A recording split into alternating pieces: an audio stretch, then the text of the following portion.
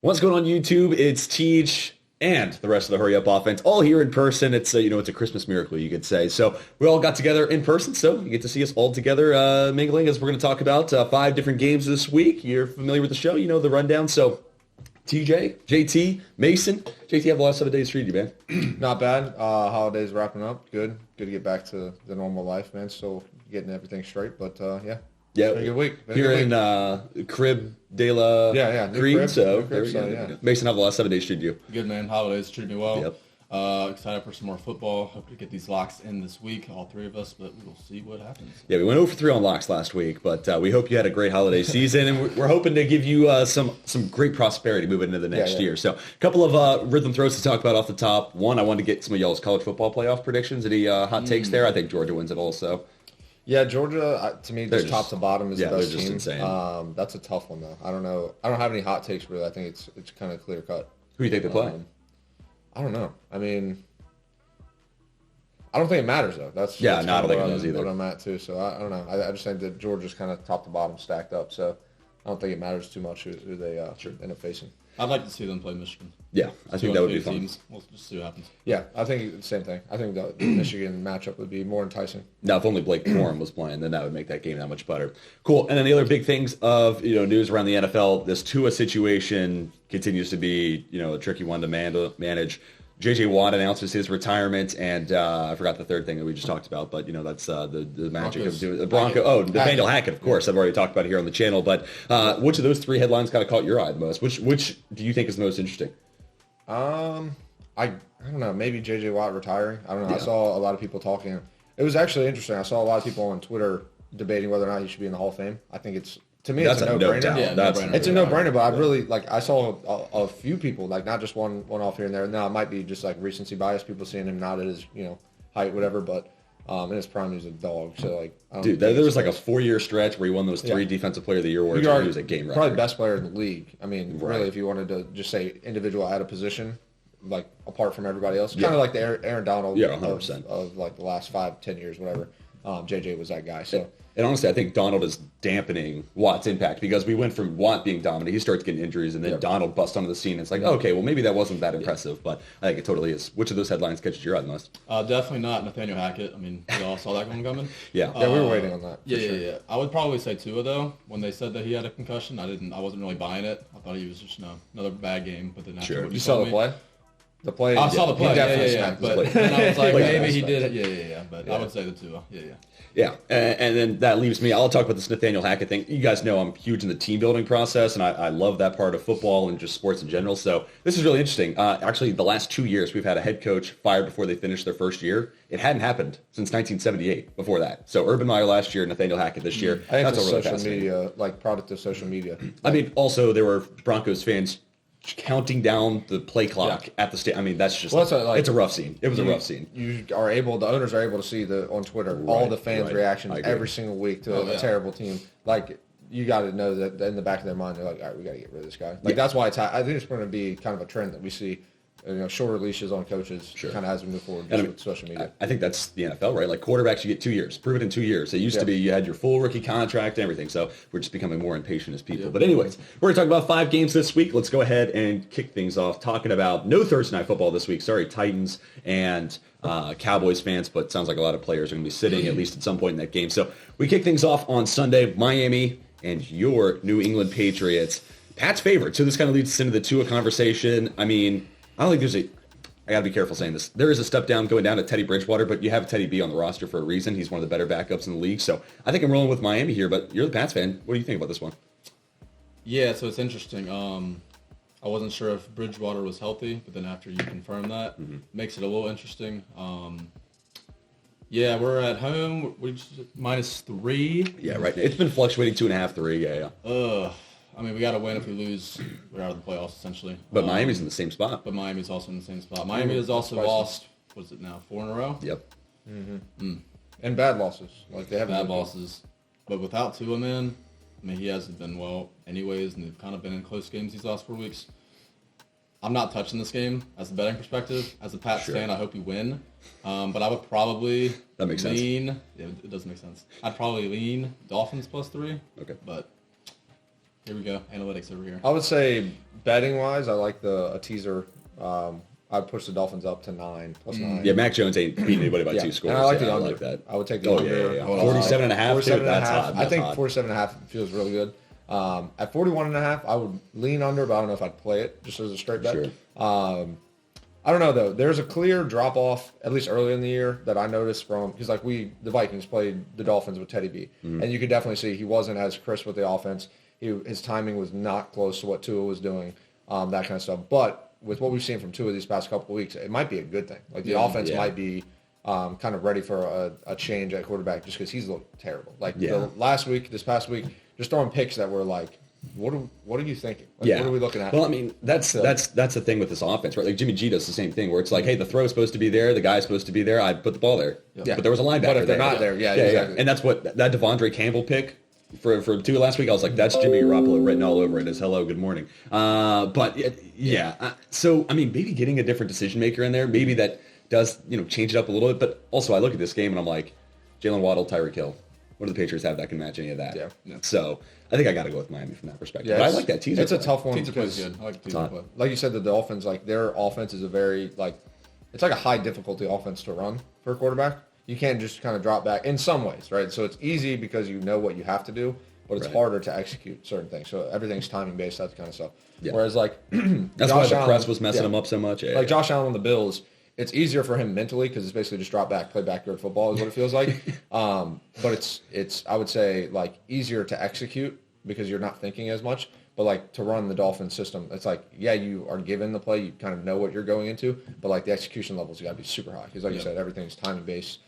Everybody's gonna be on the same page, or you're gonna throw a hell of a lot of picks, which is what we've seen the past couple weeks. And I mean, obviously the concussion part of that game, you can see the before and the after stat line that maybe plays a factor into it, but also like give a ton of credit to Green Bay's defense. They made adjustments, and really teams are playing Miami, playing hot zones. It's almost just like basketball. Like, hey, I know you want to shoot that wing three, so I'm not going to let you have it. So that's kind of an interesting component.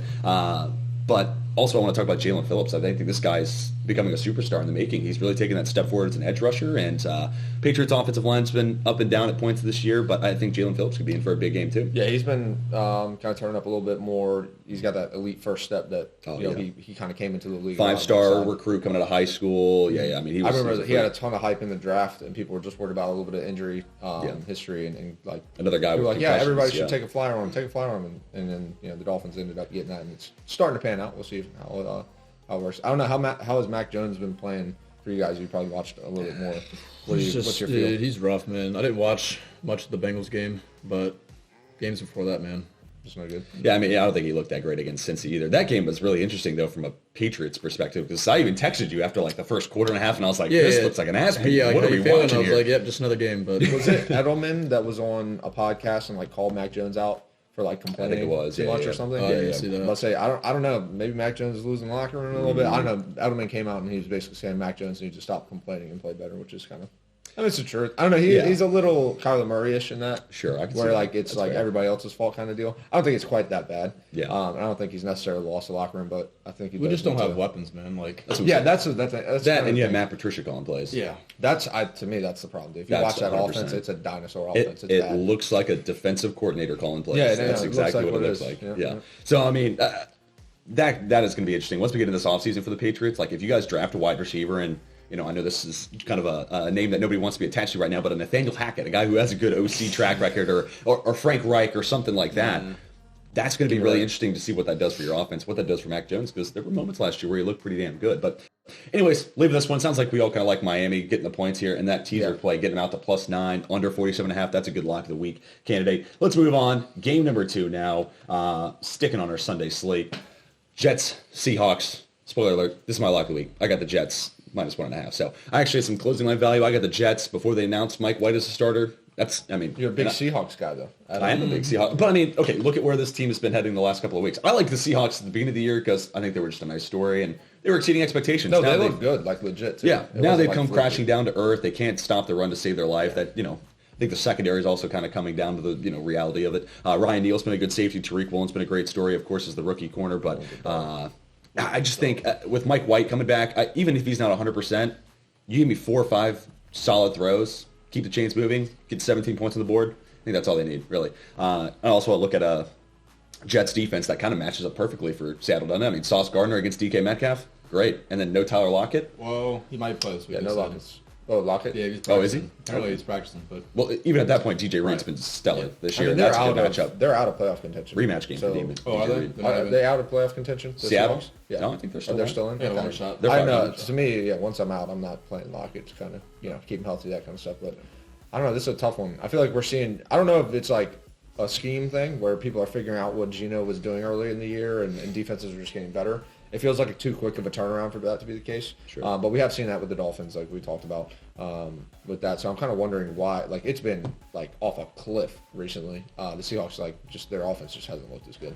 I mean, the over/under is at 42. Like, that kind of shows you where these offenses are.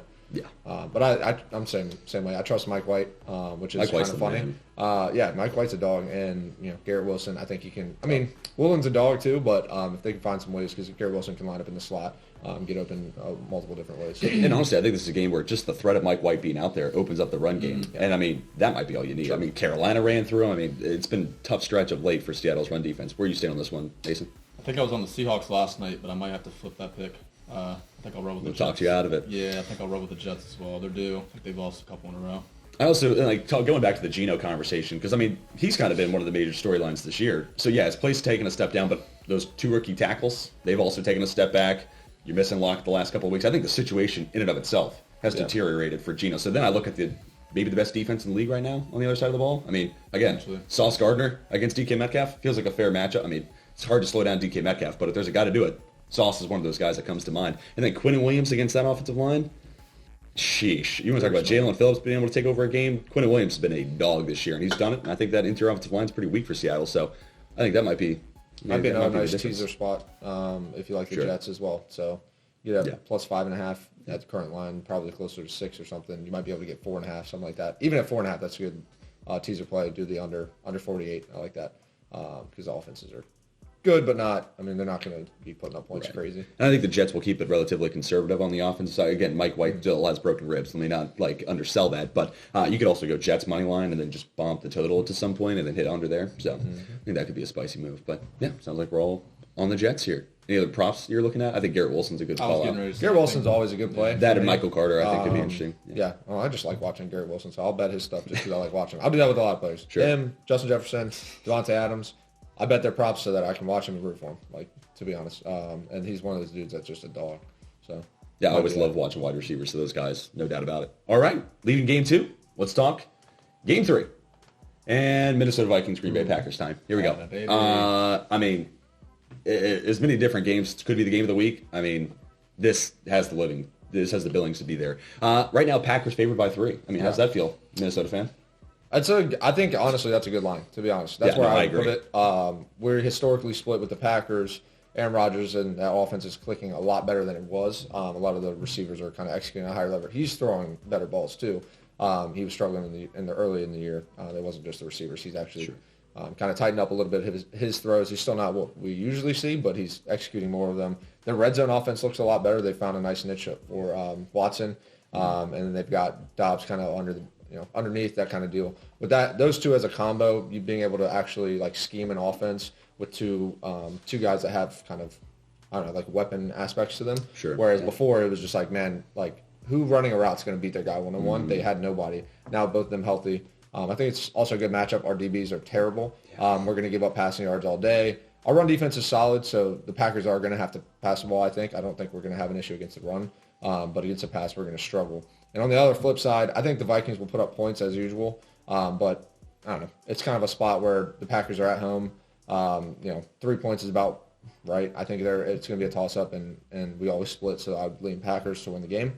I would look maybe to bet the Vikings in another teaser leg. Again, it's going to be pushing it out to +9, and then I would do the under again because 48.5 is a lot of points. I don't know.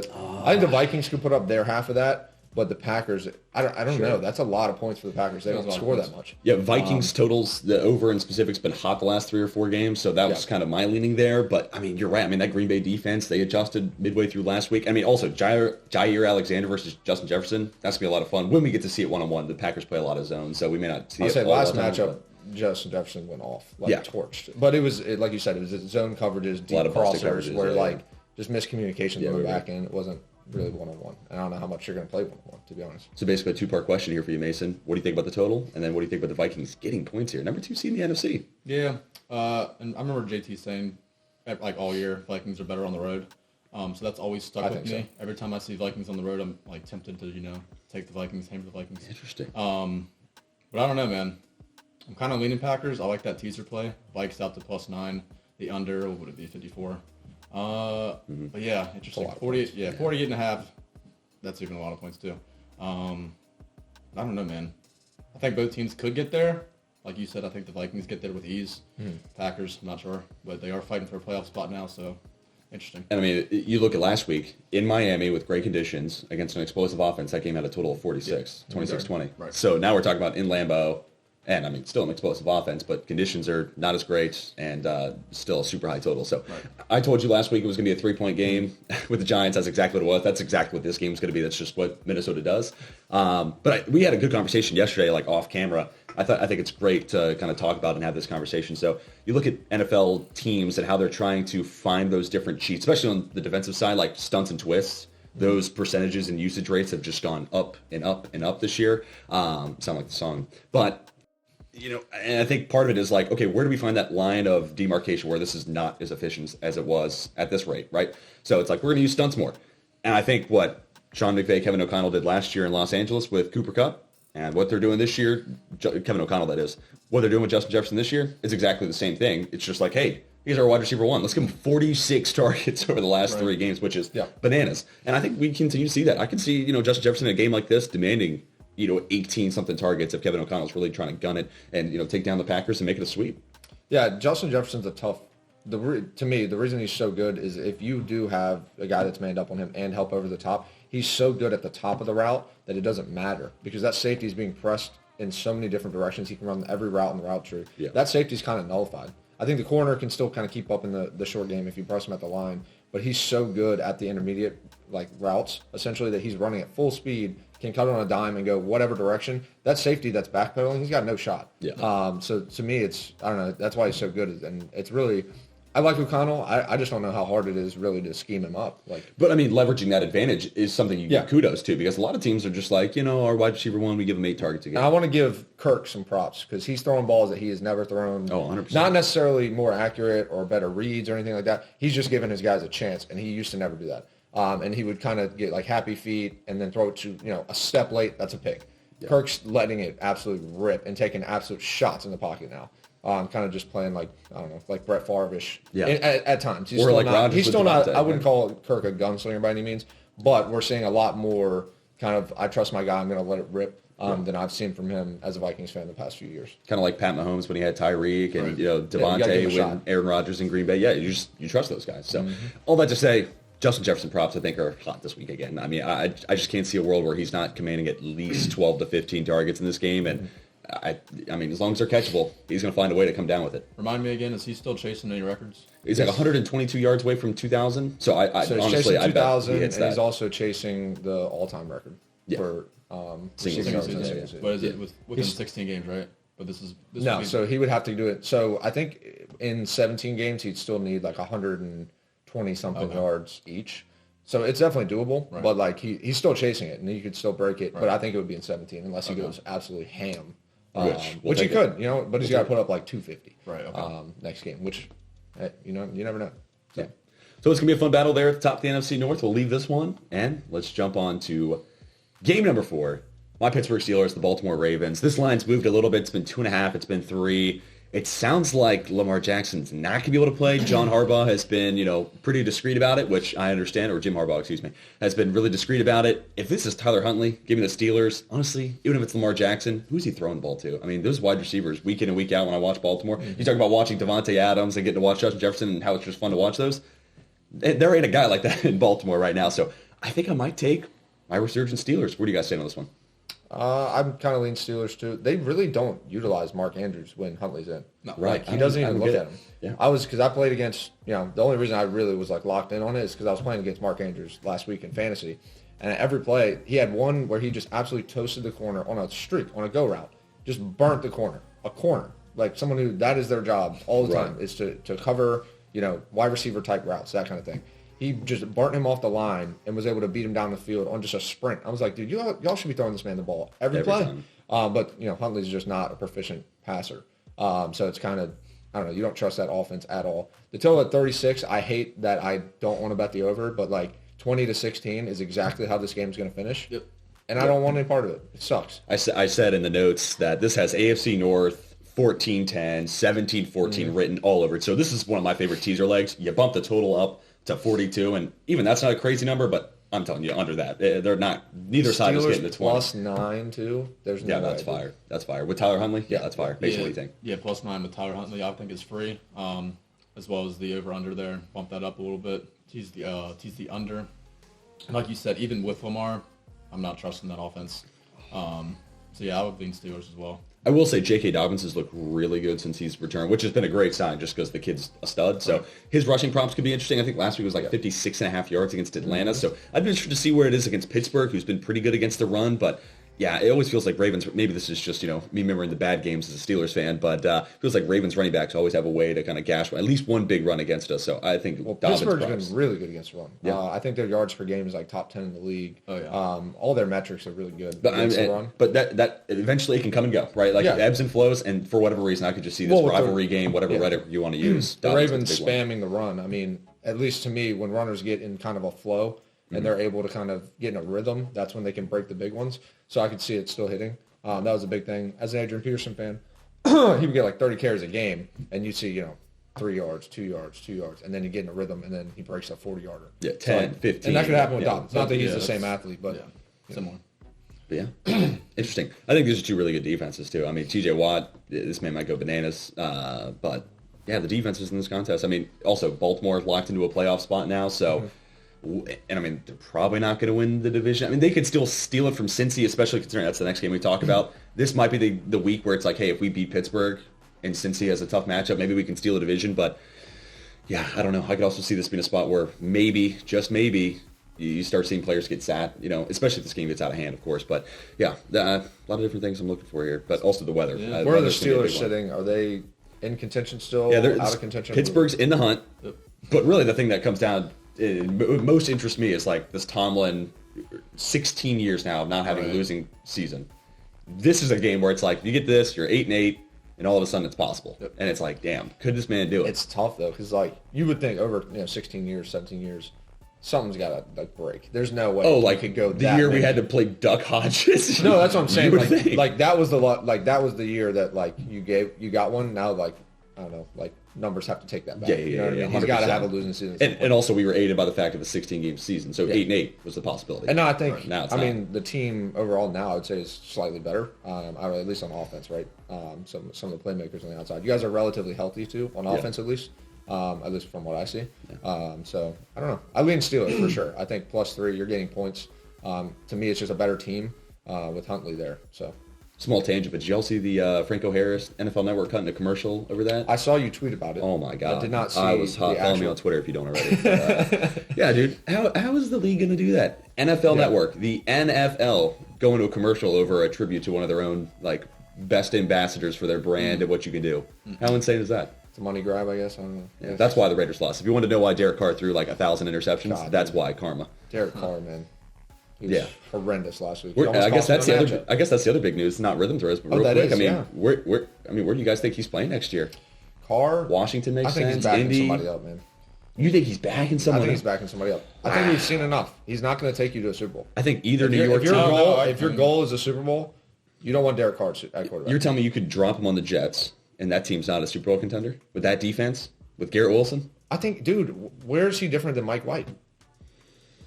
Experience. Mike White might be more accurate. He might make better reads. Yeah. Dude, Derek Carr, if you watch him with the weapons he has right now. I was getting ready to say, you can argue he's got more weapons now than he was. He's got a freaking ultimate team. He literally has like an ultimate team. He's got the top 5 receiver, top 5 tight end. On the other side, he's got a burner that's like 6'4". Yeah. And then he's got Renfro who just runs little stuff down low. And he throws for 3 picks last week and he's also got Josh 150 McDaniels. Yards. Josh McDaniels, man. He's got Josh McDaniels. That doesn't help. That's the killer. No, but I've seen times where like Derek Carr won't even like. I don't know, he'll just blatantly disregard the fact that Devontae Adams is on his team and just like won't even look at him. I'm like, what are we doing, dude? Yeah. You look at that way every play. Yeah, really. Turn him into Justin Jefferson. Like, target. 100%. That, and Devontae Adams is the guy where 15 targets minimum. Like, that's where you leverage that play. And you see, like, the games that they win, you see Devontae Adams catching the ball. You see Devontae Adams in the end zone. You can or the Jags game. Literally see when Devontae plays well or has good numbers, they win the game. Or you get the Jags game where they're up huge at halftime. You think the game's done, and Devontae's got like 176, 2 tuds, and then they stop looking at him, and then they lose that game. What do you know? Mm-hmm. Anyways, small diatribe, small tangent there, hidden within this fourth game. Let's move on. Game number 5 now. This, to me, is the game of the week, but, dude, I mean, this is huge for the AFC, right? Like, Bills win this game. I feel pretty comfortable with them being the 1 seed. Right now, they're the 1 seed. But if Cincy wins this game, not only is Buffalo not going to be the 1 seed, they're probably going to be the 3 seed. And then you're talking about them not really, other than in the divisional round, or the wild card round, really not being able to leverage Buffalo as a home field advantage, which is really interesting. And then if you're Cincy, that's as big a win I think you can get going to the playoffs. If Joe Burrow doesn't have to go to Buffalo and deal with those wins, that's huge to me and a path to the Super Bowl. So it's basically a pick 'em. Who you guys got them coming out top? I don't know. That's a tough one. This game's so hard. I think I like the Bengals. I don't know. I feel like we talk about this all the time, 2 teams trending in opposite directions. Mm-hmm. The Bills have just been really shaky to me on offense, especially. Just not executing at the level we expect them to with the weapons they have. But we kind of talked about this too. Gabe Davis has such a limited route tree that you're not able to quite scheme up what you would think that offense could be capable of, because you don't have. I mean, you got Diggs; he can run every route in the book. But aside from that, it's really you got a slack guy that he's pretty much just gonna be underneath him, McKenzie. Occasional intermediate routes if he burns somebody, and then other than that, you just got Gabe Davis who's running, goes and like curls. That's essentially it. So, and I think Cincy's offense has the capability to beat anybody. Like any given day, if that offense is clicking at 100%, it could beat any team in the league. So that's what I have the Bills ranked higher in my power ranking, so I'll go with the Bills here. But at any given time, that offense could just ignite, and there's nothing you can do to stop it. What do you think, Mace? Yeah, I guess I'll trust the higher team. I'll trust the home team here. Primetime game. Both teams, already secured a playoff spot, but I do like a Stephon Diggs prop coming off last game, only 45 yards. Yeah. He's hella frustrated. I could definitely see him torching a little bit. That's the best play, I think. Yeah, I could definitely see him torching a little bit this week, but I'll roll with the Bengals here. This could also be another game where you're teasing total and the points here with Cincy. You can get them out to a full touchdown and the extra point at 7. Everyone talks about the offenses, myself included. I was just raving about Cincy's offense. Both defenses are really good. Mm-hmm. This could be a sneaky under game. 49.5 is a lot of points. That's a ton of points. 24-20 to me screams like that's what this game finishes as. That's what the Bills-Chiefs game was, and I think that's where this game's headed. So if you could tease this up to 55.5, I'm feeling pretty good about the under there. Oh, yeah, absolutely. Yeah, just take whoever. I mean, if the spread stays at 1, just take whoever's getting the points. Yeah, 100%. Push it up, take the under. That's kind of... This is basically what we did with the Jags-Jets Thursday night game last week, too, where it's just like, whoever's getting the points, you get a full touchdown, extra point kind of cushion with whoever's getting the points. Wherever it moves, I think it might move to a pick 'em, or it might move to the Bengals side by the end of when it closes, but we'll see. Yeah, and I mean, again, talking more about these defense, Lou Anarumo and Leslie Frazier, I think both should be in head coaching conversations next year. I think they're both doing a good job, and obviously Leslie Frazier, tight connection there with the Vikings. I think he's a guy, I don't normally like retread head coaches, like we've seen it once, we know if it worked or didn't. Like Nathaniel Hackett's not going to get another head coaching gig, but I think Leslie Frazier's done enough and paid his dues to where he might get that another opportunity. So we'll see. I'm not a big Leslie Frazier guy either. But that Diggs prop is hot too. That might be the best play in this game, to be honest. That and then Burrow passing yards, whatever that's at. I think Diggs props are the move because, I mean, he's not afraid to let it be known if he wants the ball. So I'm sure there are plenty of talks with him and the offensive coordinator or whoever he needed to get it through to. I need the ball. He's going to get the ball. So I think that's... This man was probably camped out in front of Ken Dorsey's office, right before Monday. Before Ken was even in the office, Diggs was there. Also, Diggs will just let you know if he caught the football. That dude, every TikTok about Stephon Diggs is hilarious. So anyways, that's our last game. That'll do it for our 5-game preview. Tell us your favorite plays. Also, link in the description to our Picks League so you can see our entire thoughts for the entire NFL slate. Now, we're going to return the favor back to y'all. We appreciate you watching. Hit the like button, subscribe, all that fun stuff. Leave me a comment. But now we're going to talk locks of the week, all coming off a loss. So just like, Stephon Diggs bouncing back from a rough week, we're doing the same thing. So that's right. We got 2 minutes to get all of our locks in. I'll kick things off. I've already said it. Jets minus 1.5. I think they're just the better team at this point. It's in Seattle. It's cross-country travel. But, give me the Jets. JT? Oh, man.